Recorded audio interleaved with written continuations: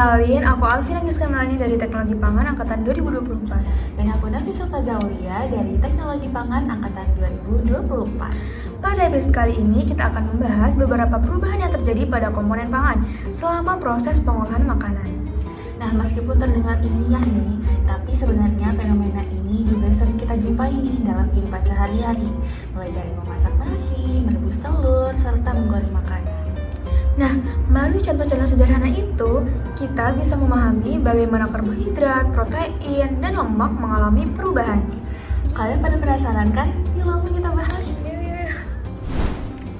Pernah nggak sih kepikiran telur yang awalnya itu cair, waktu dipanasin atau direbus berubah jadi padat ya? Jujur aku pernah jadi pikiran kayak gitu, tapi kayaknya emang karena udah matang aja. Nah, di balik kata matang itu, ternyata ada proses yang terjadi pada protein di dalam telur. Nah, bener banget sih. Jadi nih, sebenarnya protein itu punya struktur tertentu.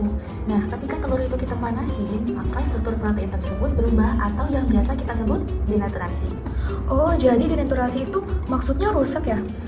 Sebenarnya bukan rusak in a bad way ya, tapi lebih tepatnya itu dia bentuk susunan proteinnya berubah karena udah kita panasin tadi. Nah, akibatnya protein yang tadinya terlarut dan bergerak bebas jadi saling berikatan dan membentuk struktur yang padat.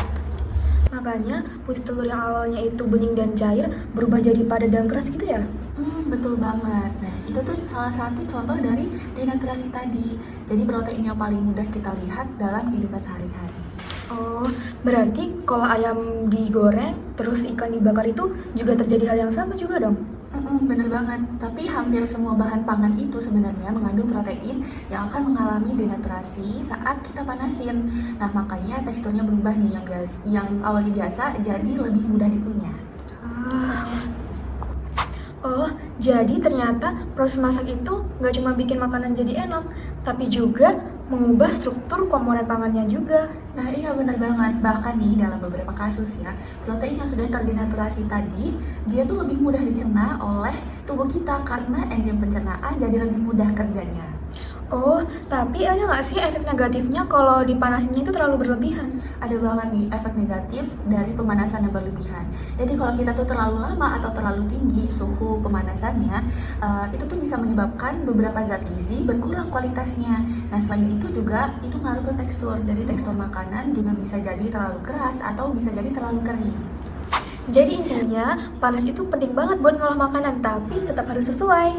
Betul banget. Jadi dari contoh sederhana seperti telur rebus tadi, kita bisa lihat nih bahwa ada perubahan komponen pangan yang cukup kompleks di balik proses memasaknya. Wah, ternyata ilmu pangan itu deket banget ya sama kehidupan sehari-hari kita. Setuju banget nih, dari hal-hal yang kita anggap biasa aja, ternyata di baliknya ada penjelasan ilmiah yang menarik loh.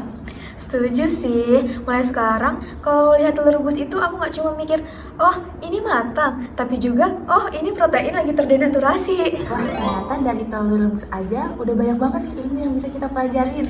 Betul, hal-hal sederhana di sekitar kita ternyata punya penjelasan ilmiah yang menarik. Wah, setuju banget. Oke, kalau gitu teman-teman, terima kasih banyak telah mendengarkan podcast kita hari ini. Sampai jumpa. Bye.